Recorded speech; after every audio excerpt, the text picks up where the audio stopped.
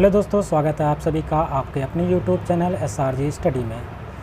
Friends, हम लोग आज के इस वीडियो में पर्यावरण अध्ययन के 30 प्रश्नों को यहाँ पे कवर करने वाले हैं, जो कि आपको पता है एसीटेट एग्ज़ामिनेशन का पेपर जो आने वाला अगस्त 20 को, उसके लिए बहुत ही महत्वपूर्ण है।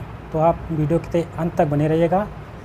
अगर आपको वीडियो पसंद आएगी तो उसको लाइक करिएगा, शेयर करिएगा और चैनल पर नए हैं तो चैनल को सब्सक्राइब कर लीजिएगा। आइए पहले प्रश्न की तरफ बढ़ते हैं। पहला प्रश्न है, निम्नलिखित में से किस मृदा का निर्माण लावा द्वारा होता है? पहला ऑप्शन है लाल मिट्टी, दूसरा ऑप्शन है काली मिट्टी, तीसरा ऑप्शन है जलोढ़ मिट्टी या चौथा ऑप्शन है लैटेराइट मिट्टी। काली मिट्टी, सेकेंड ऑप्शन। यानी कि इसका राइट आंसर हो जाएगा ऑप्शन नंबर सेकंड, काली मिट्टी। ठीक है। प्रश्न नंबर अगला है, सेकंड है, वायुमंडल की कौन सी परत प्रकाश की पराबैंगनी किरणों को पृथ्वी की सतह पर आने से रोकती है? पहला ऑप्शन दे रखा है समताप मंडल, दूसरा ऑप्शन है क्षोभ मंडल, तीसरा ऑप्शन है आयन मंडल और चौथा ऑप्शन है मध्य मंडल। First option. इसका राइट आंसर हो जाएगा ऑप्शन नंबर फर्स्ट, यानी कि समताप मंडल। तो दोस्तों, आपको पता है जो सबसे महत्वपूर्ण लेयर हमारे लिए होती है, जो कि हानिकारक पराबैंगनी किरणों से बचाती है, उसका नाम होता है समताप मंडल। ठीक है। इसको इंग्लिश में हम लोग बोलते हैं स्ट्रेटोस्फीयर। उससे नीचे हमारा होता है टोपोस्फीयर, इसको हम बोलते हैं क्षोभ मंडल। फिर हमारा मध्य मंडल आता है। इस प्रकार से 5 से हमारे लेयर होते हैं, जो कि हमारे सबसे इम्पोर्टेंट होता है समताप मंडल। और ये यहाँ पे एक ओजोन लेयर पाई जाती है, समताप मंडल में ही पाई जाती है, जो कि हमें पराबैंगनी किरणों से बचाती है। आगे बढ़ते हैं अगले प्रश्न की तरफ। अगला प्रश्न है, भूमंडलीय तापन का कारण है? पहला ऑप्शन है हिमनदों में वृद्धि, दूसरा ऑप्शन है कार्बन डाइऑक्साइड में वृद्धि, तीसरा ऑप्शन है कार्बन डाइऑक्साइड में कमी या वनों में वृद्धि। कार्बन डाइऑक्साइड में वृद्धि, यानी कि option number second is the right answer हो जाएगा। कार्बन डाइऑक्साइड की अगर मात्रा बढ़ेगी तो कहीं ना कहीं विश्व तापायन, या हम कहते हैं इसको ग्लोबल वार्मिंग। और यहाँ पे बोला गया है भूमंडलीय तापन का कारण। ये तीनों शब्द एक ही लिए हैं, या हम चाहे कहें कार्बन डाइऑक्साइड, चाहे हम बोले या हम कहें विश्व तापायन, या बोले हम ग्लोबल वार्मिंग। तो ये किसकी वजह से हो रहा है? कार्बन डाइऑक्साइड की जो वृद्धि हो रही है। और एक प्रश्न आपसे और भी पूछा जाता है, कार्बन डाइऑक्साइड की जो मात्रा होती है वायुमंडल में कितनी होती है? तो आपको ध्यान में रखना है 0.03% होता है कार्बन डाइऑक्साइड। उसके अलावा सबसे अधिक मात्रा आपको पता ही है 78% नाइट्रोजन पाया जाता है वायुमंडल में और 21% ऑक्सीजन पाया जाता है। अगला प्रश्न है, प्रश्न नंबर 64 है, ग्रामीण क्षेत्र के मकानों के ढांचे वहाँ के जलवायु यानी मौसम की स्थिति से संबंधित है। एक गांव के मकान के लक्षण नीचे दिए गए हैं। कोई एक गांव है, उसके मकान के लक्षण हैं, किस प्रकार से मकान बना, उस हिसाब से आपको इस क्वेश्चन का जवाब देना है। तो ये पूछ रहा है कि जो मकान वहाँ के हैं मजबूत बांस के खंभों से बने होते हैं, अंदर से भी मकान लकड़ी के भी बने होते हैं, मकान की ज़मीन में लगभग 3 से 3.5 मीटर ऊंचाई पर बने होते हैं, मकानों की छतें ढालू होती हैं। यदि इस गांव में भारी वर्षा होती है तो यह गांव किस राज्य का होना चाहिए? ऑप्शन नंबर 1 है असम का, ऑप्शन नंबर 2 है उत्तर प्रदेश का, ऑप्शन नंबर 3 है राजस्थान का और ऑप्शन नंबर 4 है बिहार का। Option number first, Assam. यानी कि ऑप्शन नंबर फर्स्ट हो जाएगा असम। असम में आपको पता है कल भी वाले वीडियो में मैंने बताया था, जो असम के घर बने होते हैं वहाँ पे क्या होते हैं, बांसों के बने होते हैं, मजबूत बांस से, और ये ज़मीन से लगभग 3 से 3.5 मीटर ऊंचाई पे बने होते हैं। और मकानों की जो छतें होती हैं वो कैसी होती है, ढालू होती हैं। ये चीज़ आपको ध्यान में रखना है। ऐसे घर कहाँ पाए जाते हैं? ऐसे घर आपको असम में देखने को मिलेगा। और असम की राजधानी आपको बता देना है, ध्यान में रखेंगे, असम की राजधानी दिसपुर होती है, ये ध्यान में रखेंगे। प्रश्न नंबर नेक्स्ट है, कुड़ुक कहाँ के लोगों की भाषा है? एक कुड़ुक भाषा होती है, जिस प्रकार से हमारी भाषा है उसे और भी एक राज्य की भाषा है कुड़ुक। वो किस राज्य की? ऑप्शन नंबर 1 है मिज़ोरम, ऑप्शन नंबर 2 है मणिपुर, ऑप्शन नंबर 3 है अरुणाचल प्रदेश और ऑप्शन नंबर 4 है झारखंड। तो ध्यान में रखेंगे, ये जो कुड़ुक भाषा होती है किसकी है? झारखंड की एक भाषा होती है, इसको हम कुड़ुक भाषा, और यहाँ पे कुड़ुक लोग जनजाति भी पाई जाती है और कुड़ुक भाषा भी है। और एक बार आपके एग्ज़ाम में भी पूछा गया अंग्रेजी कहाँ की ऑफिशियल लैंग्वेज, और ध्यान में रखिएगा तो नागालैंड, आपको ध्यान में रखना है कि नागालैंड जो कि वहाँ की अंग्रेजी जो है ऑफिशियल लैंग्वेज है, वहाँ पे प्राथमिक भाषा किसकी है, कौन सी है, अंग्रेजी है, नागालैंड की। ये इंपॉर्टेंट आपके एग्ज़ाम में पूछा भी गया था। प्रश्न नंबर नेक्स्ट है, निम्नलिखित में से कौन सा भारत के 3 जैव विविधता यानी कि हॉट स्पॉट में से एक है। पहला ऑप्शन है अरावली का हिल्स यानी कि पहाड़ी, खासी हिल्स या खासी पहाड़ियाँ कह सकते हैं, हिमालय, या ऑप्शन नंबर 4 है उपयुक्त में से कोई नहीं। हिमालय। तो ठीक है, इसका राइट आंसर हो जाएगा। निम्नलिखित में पूछा है कौन सी 3 जैव विविधता यानी हॉट स्पॉट में से एक है, तो हमारा 3 में से जो एक है उसका नाम है हिमालय। हिमालय को हमको पता है इसकी जो सबसे ऊंची चोटी है उसका नाम है एवरेस्ट और इसकी ऊंचाई है 8,448 मीटर। ठीक है, 8,848 मीटर इसकी सबसे ऊंची चोटी है, जिसको आपको पता है माउंट एवरेस्ट के नाम से जाना जाता है, और इसको बिहार में सागर माथा के नाम से भी जानते हैं, इसको भी ध्यान में रखेंगे, और ये प्रश्न में पूछा भी गया है।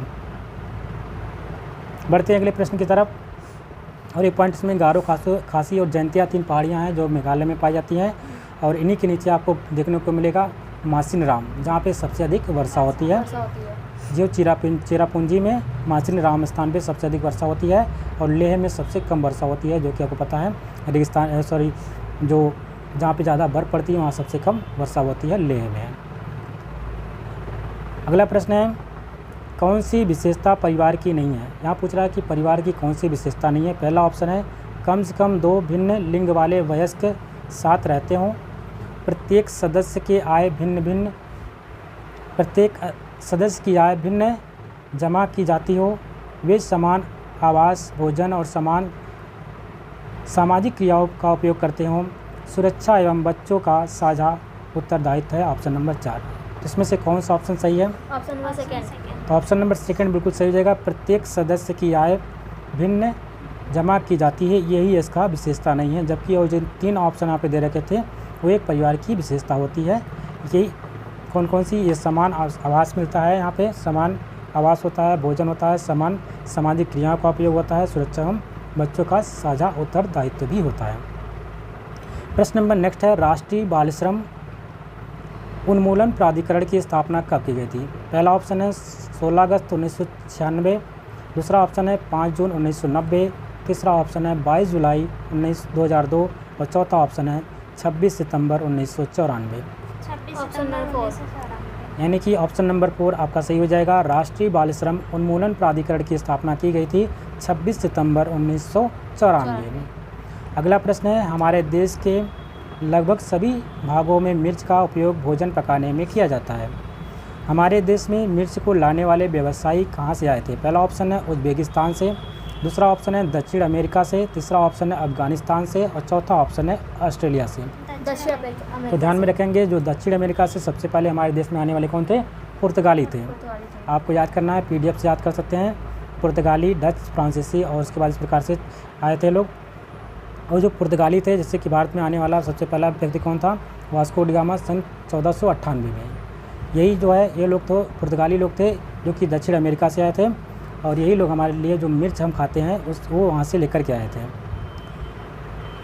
उज़्बेकिस्तान से आने वाला जो सैलानी मतलब कि जो वहाँ से यात्री था उसका नाम था अलबरूनी। ठीक है, अलबरूनी का भी नाम ध्यान रखेंगे क्योंकि कल वाले क्वेश्चन में हम लोग इसको कवर किए थे।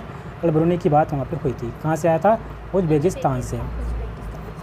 निम्नलिखित अगला प्रश्न है, निम्नलिखित में से कौन सा पक्षी कैक्टस पौधे के कांटों के बीच अपना घोंसला बना के रहता है? जिससे कि आपको पता है नखपनी होता है, इसी प्रकार से कैक्टस होता है, उसमें क्या होती हैं? कांटे लगे रहते हैं। उनके बीच में एक कैसा पक्षी होता है जो कि घोंसला बना के रहता है? ऑप्शन नंबर 1 है शकरखोरा, ऑप्शन नंबर 2 है बया, ऑप्शन नंबर 3 है कलचिड़ी या ऑप्शन नंबर 4 है फक्ता। तो ध्यान में रखेंगे, इसका राइट आंसर हो जाए फाख्ता होता है। ऑप्शन नंबर डी बिल्कुल सही है। जो फाख्ता होता है अपना घोंसला कहाँ बना के रखता है? ये कैक्टस होते हैं, कैक्टस के पौधों के बीच में, उनकी कांटों के बीच में अपना घोंसला बना के रखता है। आगे बढ़ते हैं। अगला प्रश्न है, मानव के पेट में आमाशय रस की प्रवृत्ति होती है, वह भोजन के पचाने में सहायता करता है। किस प्रकार का? उभयधर्मी होता है, उदासीन होता है, अम्लीय होता है या क्षारी होता है? तो हमको पता है हमारे पेट में एक ही अम्ल पाया जाता है जो HCl होता है, ये तो पता है। तो ऑप्शन नंबर इसका कौन सा सही हो जाएगा? थर्ड, यानी कि अम्लीय। उसका नाम क्या होता है? HCl। इसको हम बोलते हैं हाइड्रोक्लोरिक अम्ल। ये मानव के पेट में पेट में अमाशयी रस की प्रवृत्ति होती है जो भोजन के पकाने के लिए काम आता है। जैसे कोई बच्चा दूध पीता है तो आप देखते हैं कभी अचानक उसका पेट दब जाता है तो जो दूध होता है फटा फटा रहता है। क्यों होता है? क्योंकि जो पेट में जाने के बाद हमारा दूध फट कर ही पाचन में जाता है, वो फाड़ने का काम करता है। अम्लीय चीज़ें करती हैं। जैसे आप नींबू पनीर वनीर बनाना चाहते हैं, नींबू उसमें घोल देते हैं तो नींबू क्या करता है? दूध को फाड़ देता है और उसी प्रकार से हमारे बॉडी में जो अम्लीय HCl पाया जाता है वो भी दूध को फाड़ देता है। प्रश्न नंबर अगला है, मानव विकास के क्रम में 2 पैरों पर चलने का सबसे बड़ा लाभ है। पहला ऑप्शन है शरीर को अच्छी प्रकार से आधार देना। दूसरा ऑप्शन है शरीर का भार कम होना। तीसरा ऑप्शन है हाथ स्वतंत्र रूप से मस्तिष्क की आज्ञा अनुसार कार्य कर सके। या ऑप्शन नंबर 4 है अधिक तेज चलना। ऑप्शन नंबर 3 यानी कि ऑप्शन नंबर 3 आपका राइट आंसर हो जाएगा। जो हमारा हाथ जो होता है 2 पैरों पर चलने से क्या हमें लाभ होता है? हाथ स्वतंत्र रूप से होते हैं और मस्तिष्क के अनुसार वो आसानी से काम कर सकते हैं, उसके आज्ञा अनुसार कार्य कर सकते हैं। अगला प्रश्न है, भूकंप की तीव्रता मापने के यंत्र को क्या कहते हैं? पहला ऑप्शन है फिजियोग्राफ, दूसरा ऑप्शन है सिस्मोग्राफ, तीसरा ऑप्शन है कार्डियोग्राफ और चौथा ऑप्शन है बैरोग्राफ। सिस्मोग्राफ। यानी ऑप्शन नंबर 2 इसका राइट आंसर हो जाएगा। इसको हम कहते हैं सिस्मोग्राफ। सूर्य से निकटतम ग्रह कौन सा है? सूर्य के सबसे निकटतम ग्रह की बात करता है तो आपको पता है हमारे वायुमंडल में मतलब ब्रह्मांड में कितने ग्रह पाए जाते हैं? 8 ग्रह पाए जाते हैं। उसमें सबसे सूर्य के पास कौन सा ग्रह होता है? पहला ऑप्शन है मंगल ग्रह, दूसरा ऑप्शन है बृहस्पति ग्रह, तीसरा ऑप्शन है शुक्र ग्रह और चौथा ऑप्शन है बुध ग्रह। ध्यान में रखेंगे बुध, शुक्र, पृथ्वी, मंगल, बृहस्पति, शनि, अरुण और वरुण, इस प्रकार से इसके सूर्य से हटते हुए क्रम में ये क्रम बताया जाता है। बुध, शुक्र, पृथ्वी, मंगल, बृहस्पति, शनि, अरुण और वरुण। इस प्रकार से आपको ध्यान रखना सबसे करीब कौन रहेगा? बुध होता है। अगला प्रश्न है, अपने प्रदूषकों के कारण कौन सी नदी जैविक मरुस्थल कहलाती है? पहला ऑप्शन है दामोदर, दूसरा है सोन, तीसरा है यमुना और चौथा ऑप्शन है गोमती। दामोदर। वो ध्यान में रखेंगे अपने प्रदूषकों के कारण एक ऐसी नदी है जो जैविक मरुस्थल कहलाती है, उसका नाम होता है दामोदर नदी। ठीक है। प्रश्न नंबर अगला है, पर्यावरण शिक्षा के समस्या समाधान विधि का या के गुण हैं? ये पर्यावरण शिक्षा से समस्या समाधान की कौन सी विधि होनी चाहिए? पहला ऑप्शन लक्ष्य केंद्रित होना चाहिए, दूसरा ऑप्शन है सृजनात्मक विधि होनी चाहिए, तीसरा ऑप्शन है चयनात्मकता होनी चाहिए और चौथा ऑप्शन है ये सभी। यानी कि इसमें लक्ष्य भी होना चाहिए, सृजनात्मकता भी होनी चाहिए और चयनात्मकता भी होनी चाहिए। यानी ऑप्शन नंबर 4 इसका राइट आंसर हो जाएगा। अगला प्रश्न है, छोटी कक्षाओं में पर्यावरण अध्ययन विषय में रुचि उत्पन्न करने के लिए कौन सा तरीका होना चाहिए? पहला ऑप्शन है आगमन विधि, दूसरा ऑप्शन है मनोरंजन एवं खेल विधि, तीसरा ऑप्शन है रटने का और चौथा है निगमन विधि। ऑप्शन नंबर 2 तो ध्यान में रखा है जो छोटी कक्षा है होती है इसमें पर्यावरण अगर अध्ययन विषय आपको रुचिकर बनाना है तो उसके लिए आपको मनोरंजन एवं खेल विधि से उसको आसानी से समझा सकते हैं। यानी कि option number 2 is the right answer. प्रश्न नंबर नेक्स्ट है, विशिष्ट से सामान्य का सिद्धांत निम्नलिखित में से किसमें प्रयोग होता है? पहला ऑप्शन है विश्लेषण विधि में, दूसरा है स्वतः शोधन विधि में, तीसरा ऑप्शन है संश्लेषण विधि में और चौथा है आगमन विधि में। तो ध्यान में रखेंगे जो विशिष्ट से अगर हम सामान्य की तरफ चलते हैं तो उसमें हमारा आगमन विधि होता है। हल से हमें किसकी तरफ चलना हो? सूत्र की तरफ जाना होता है। ये हमारा क्या कहलाता है? विशिष्ट से सामान्य की तरफ जाना होता है। प्रश्न नंबर अगला है, आपके प्राचार्य ने आपको कहा कि कक्षा 5 के विद्यार्थी को शैक्षिक अवलोकन यात्रा के लिए ले जाएं। इस अवलोकन यात्रा को सार्थक बनाने के लिए आप अपनी योजना में क्या शामिल करेंगी? पहला ऑप्शन है क्रियाकलापों की एक स्वीकृत सीट उस स्थान के बारे में तैयार करना और प्रमाणिक तथा सार्थक अध्ययन के लिए उसे विद्यार्थियों के साथ यात्रा से पूर्व साझा करना। दूसरा ऑप्शन है जहां जाना हो उसके बारे में जानकारी प्राप्त करके और पढ़ने के लिए विद्यार्थियों को कहना। तीसरा ऑप्शन है आनंद के लिए पर्याप्त भोजन और खेलों को साथ में ले जाना। और चौथा ऑप्शन है यह सुनिश्चित करना कि विद्यार्थी अनुशासित रहें और उस स्थान का शांतिपूर्वक अवलोकन कर सकें। तो ऑप्शन नंबर कौन सा है इसका? ऑप्शन नंबर 1 यानी कि क्रियाकलापों में की एक स्त्री आपको सेट तैयार करना है उस स्थान के बारे में और प्रमाणिक तथा सार्थक अध्ययन के लिए उसे विद्यार्थियों के साथ यात्रा से पूर्व साझा भी करना है। प्रश्न नंबर नेक्स्ट है, प्राथमिक स्तर पर पर्यावरण अध्ययन के आकलन में निम्नलिखित में से कौन सा एक संकेत उपयुक्त है? पहला ऑप्शन है स्मरण रखना, दूसरा ऑप्शन है प्रश्न पूछना, तीसरा ऑप्शन है न्याय और समानता के प्रति चिंता और चौथा ऑप्शन है सहयोग। स्मरण रखना। यानी कि पहला ऑप्शन हो जाएगा स्मरण रखना। प्राथमिक स्तर पर आपको ध्यान में रखना है, पर्यावरण अध्ययन के आकलन से आपको एक संकेत युक्त होना चाहिए, वो क्या होता है? स्मरण रखना, याद रखना, ये चीज़ आपको ध्यान में रखना है। प्रश्न नंबर नेक्स्ट है, निम्नलिखित प्रश्नों को पढ़िए। पहला पॉइंट दे रखा है मैंने क्रियाकलाप की योजना कितनी अच्छी बनाई है। दूसरा पॉइंट दे रखा है मैंने योजना का अनुसरण कितना अच्छा किया है। तीसरा पॉइंट इसमें दे रखा है कि मेरी शक्तियाँ क्या थी। चौथा पॉइंट दे रखा था मुझे सचमुच कठिन क्या लगा। ऊपर दिए गए 4 प्रकार के प्रश्नों के उत्तर से होगा क्या होगा? पहला ऑप्शन है बच्चों और शिक्षकों दोनों का स्व आकलन, दूसरा ऑप्शन है शिक्षक द्वारा समग्र आकलन, तीसरा ऑप्शन है बच्चों का स्व आकलन और चौथा ऑप्शन है शिक्षकों का स्व आकलन। Option first. यानी कि इस जो हमारा ऊपर जो दे रखा था उसके माध्यम से हम बच्चों और शिक्षकों यानी दोनों का स्व आकलन कर सकते हैं। प्रश्न नंबर अगला है पर्यावरण अध्ययन की पाठ्य पुस्तक में प्रयुक्त भाषा कैसी होनी चाहिए? पहला ऑप्शन है परिभाषाओं पर बल देते हुए औपचारिक बनाई जानी चाहिए। दूसरा ऑप्शन है तकनीकी और औपचारिक होनी चाहिए। तीसरा ऑप्शन है बच्चों की दिन प्रतिदिन की भाषा से संबद्ध होनी चाहिए या चौथा ऑप्शन है रूखी और बच्चों के द्वारा समझने में कठिन होनी चाहिए। ऑप्शन ठीक। यानी कि राइट आंसर हो जाएगा ऑप्शन नंबर 3, बच्चों की दिन प्रतिदिन जो भाषा वो लोग इस्तेमाल करते हैं यानी कि मातृभाषा में उनको शिक्षा देने की बात कही गई है, ये ध्यान में रखा है। चाहे भी जो भी हो उसमें हमें मातृभाषा में ही शिक्षा देना है और जो नई शिक्षा नीति भी कहती है वही आपको ध्यान में रखना है, मातृभाषा में शिक्षा देना है। तो बच्चों की जो दिन प्रतिदिन भाषा होती है उसी से संबंधित होनी चाहिए। प्रश्न नंबर अगला है पर्यावरण अध्ययन पाठ्य पुस्तक की विषय वस्तु में पहला ऑप्शन दे रखा है, कुछ पॉइंट दे रखे हैं इसमें ध्यान में रखना है। परिभाषाओं और व्याख्यानों को दूर रखा जाना चाहिए। दूसरा है रटकर सीखने को हतोत्साहित करना चाहिए। तीसरा है बच्चों को प्रश्न करने को खोजने का मौका मिलना चाहिए या चौथा है चौथा पॉइंट इसमें दे रखा है बच्चों को केवल लिखित जानकारी देनी चाहिए। इसमें से विकल्प दे रखा है कौन सा सही है कौन सा गलत है। पहले विकल्प में पहला ऑप्शन में दे रखा है पहला और चौथा, दूसरे में है दूसरा और तीसरा, तीसरे में है केवल तीसरा और चौथे में पहला दूसरा और तीसरा। चौथा ऑप्शन सही है, यानी आपका ऑप्शन नंबर 4 इसका सही हो जाएगा। ध्यान में रखना है कि पहला पॉइंट यह है कि परिभाषाओं और व्याख्यान को दूर रखना चाहिए। इसमें से पूछ रहा है यहाँ पे ध्यान रखना जो व्याख्यान होते हैं और जो इसमें परिभाषा होती हैं इसमें नहीं रखना है। जो कक्षा छोटे विद्यार्थी होते हैं प्राइमरी के विद्यार्थी होते हैं उनके लिए परिभाषा और व्याख्यान दूर रखना है। और सेकंड पॉइंट ध्यान में रखना है इनको रट कर सीखने को हतोत्साहित करना है, उनको रट के सिखाना नहीं है, हतोत्साहित करना है मतलब कि उनको रट के नहीं सिखाना है, ठीक है। और इसमें से थर्ड पॉइंट जो था बच्चों को प्रश्न करने और खोजने का मौका भी मिलना चाहिए। ये 3 पॉइंट इसमें सही थे।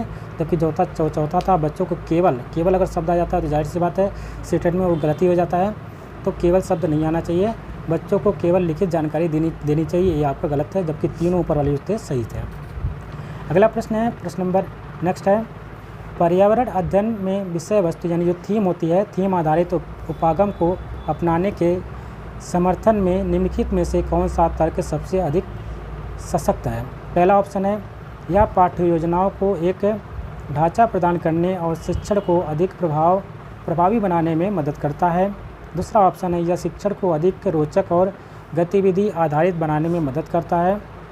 तीसरा ऑप्शन है यह अवधारणाओं मुद्दों और कौशलों के बृहद विस्तार को सम्मिलित करने में मदद करता है या चौथा ऑप्शन है यह विषय सीमाओं को नर्म या सौम्य बनाने और संपूर्णता के ज्ञान को प्राप्त करने में मदद करता है। तो कौन सा राइट? ऑप्शन नंबर 1 सही हो जाएगा। यह पाठ्य योजनाओं को एक ढांचा प्रदान करने और शिक्षण को अधिक प्रभावी बनाने में मदद करता है। प्रश्न नंबर अगला है निम्नलिखित में से कौन सा बायोडीजल का फसल है। पहला ऑप्शन है कपास, दूसरा ऑप्शन है जैट्रोफा, तीसरा ऑप्शन है गन्ना और चौथा ऑप्शन है आलू। ऑप्शन सेकंड यानी जो जैट्रोफा का पौधा होता है उसका जो बीज होता है उसे से हम बायोडीजल बनाते हैं, ये ध्यान में रखना है। ऑप्शन नंबर इसका सेकंड बिल्कुल सही हो जाएगा। पर्यावरण संरक्षण अधिनियम किस वर्ष पारित किया गया था? वेरी इंपॉर्टेंट क्वेश्चन है। पहला ऑप्शन है सन 1982 में, दूसरा है 1986 में, तीसरा है 1992 में, चौथा ऑप्शन है 1996 में। 1986 में। तो ध्यान में रखेंगे 1986 में पर्यावरण संरक्षण अधिनियम पारित हुआ था। अगला प्रश्न है स्मोग, जो धुंध होता है इसको हम स्मोग कहते हैं, किससे बनता है? पहला ऑप्शन है धुएं तथा कोहरे से, दूसरा है वाष्पन के संघनन से, तीसरा है कोहरा तथा नाइट्रोजन डाइऑक्साइड से NO2 से, ऑप्शन नंबर चौथा है धुआं तथा कार्बन डाइऑक्साइड से। धुएं तथा कोहरे से। तो ध्यान में रखेंगे जो ऑप्शन नंबर पहला सही इसका हो जाएगा। धुआं और कोहरा अगर मिलते हैं तो धुंध बनता है, इसको हम स्मोक कहते हैं। निम्नलिखित में को सम्मिलित कीजिए, जैसे कि यहाँ पे जीव दे रखा है, किसका संग्रहण कहाँ रखते हैं, यानी कौन सा जीव किस में हम रखते हैं। पहला ऑप्शन है जैसे मछली को हम हार्बेरियम में रखते हैं, ये बात सही है, गलत है। केचुए को हम वाइबेरियम में रखते हैं, इसको क्या करना है, सुमेलित करना है। तितली को किस में कहा जाता है, एक्वेरियम में कौन रखा जाता है। सांप को किस में रखते हैं, टेरेरियम में। तो ध्यान में रखेंगे अगर पहला ऑप्शन है, पहले ऑप्शन में देखेंगे इसमें से पहला थर्ड हो जाएगा, फोर्थ हो जाएगा, फर्स्ट हो जाएगा, सेकंड हो जाएगा। सेकंड ऑप्शन में थर्ड, फोर्थ, सेकंड और वन यानी फर्स्ट। तीसरे ऑप्शन में पहले सेकंड आएगा, फिर पहला आ जाएगा, फिर थर्ड आ जाएगा, फिर फोर्थ आ जाएगा। या चौथा ऑप्शन है पहले सेकंड आ जाएगा, फिर वन आ जाएगा, फिर फोर्थ आ जाएगा या थर्ड आ जाएगा। ऑप्शन नंबर सेकंड, यानी कि इसका ऑप्शन सेकंड हो जाएगा, पहले थर्ड। यानी मछली को हम किस में रखते हैं, एक्वेरियम में रखने, या ध्यान रखना है। उसके बाद हम केचुए को टेरेरियम में रखते हैं, किस में रखते हैं, टेरेरियम में। तितली को किस में रखा जाता है, उसको ध्यान में रखना है, वाइबेरियम में रखते हैं। और जो शाकी पौधे होते हैं जिससे हम हार्बेरियम की फाइल इकट्ठा करते हैं, हार्बेरियम का फाइल बनाते हैं। जब हम हाई स्कूल में जाते हैं तो वहाँ पे एक हार्बेरियम का फाइल बनाया जाता है, जिसमें क्या करते हैं, छोटे छोटे पौधों की पत्तियों को एकत्रित करके उसके नाम लिखते हैं और उसको एक फाइल तैयार करते हैं। तो शाक की जो पौधे होते हैं उसको हम हार्बेरियम में उसको संग्रहण करते हैं। इस प्रकार से देख लीजिएगा, मछली को हम एक्वेरियम में रखते हैं, केचुए को टेरेरियम में रखते हैं, तितली हमारा वाइबेरियम में हो जाता है, और शाक के जो पौधे होते हैं वो हमारा हार्बेरियम में चला जाता है। रेड डाटा बुक में सम्मिलित है। अगला प्रश्न है रेड डाटा बुक में क्या सम्मिलित है? पहला ऑप्शन है विलुप्त हो रहे जीव, दूसरा है सुभेग यानी कि असुरक्षित जीव, तीसरा है आपत्तिग्रस्त जीव, और चौथा उपर्युक्त सभी। तो रेड डाटा बुक में क्या रखते हैं, ऑप्शन नंबर फोर्थ सही हो जाएगा, यानी कि उपर्युक्त सभी हो जाएंगे। इसमें जो विलुप्त हो रहे हैं जीव उसको भी रखा जाता है, जो असुरक्षित है उनको भी रखा जाता है, जो आपत्तिग्रस्त हैं उनको भी इसमें रखा जाता है रेड डाटा बुक में। लास्ट प्रश्न है 30 वाला क्वेश्चन है, 30 लास्ट क्वेश्चन है इसका। प्रयोग करना आकलन का एक संकेत है, निम्नलिखित में से कौन सा प्रयोग करने संबंधित संकेतन का आकलन करने का सबसे उपयुक्त तरीका है? प्रयोग करना पूछ रहा है कि जो प्रयोग करना होता है आकलन का संकेतक होता है, निम्नलिखित में कौन सा एक प्रयोग करने के संबंधित संकेतक का आकलन करने का सबसे उपयुक्त तरीका माना जाता है? पहला ऑप्शन है चित्रपटन, दूसरा ऑप्शन है सृजनात्मक लेखन, तीसरा ऑप्शन निर्देशन या प्रदर्शन, और चौथा है हस्तपरक गतिविधियाँ। Option number. तो ध्यान में रखेंगे जब हम अपने हाथ से कोई भी काम करते हैं तो हमारे हिसाब से वो जब हम करते हैं तो उसको हम बेहतर तरीके से समझ सकते हैं। तो ठीक है, अगर प्रयोग करना है तो आप अपने तरीके से अपने हाथ से करेंगे तो उसके बारे में कई जानकारियाँ ले सकेंगे। और इसी साथ ये पूरा 30 क्वेश्चन यहाँ पे थे वो आपके कंप्लीट होते हैं। और आशा करते हैं आपको वीडियो अच्छी लगेगी। यदि वीडियो पसंद आई है तो लाइक करिएगा, शेयर करिएगा, और चैनल पर नया है तो चैनल को सब्सक्राइब कर लीजिएगा। मिलते हैं एक नए वीडियो में, तब तक के लिए नमस्कार, जय हिंद।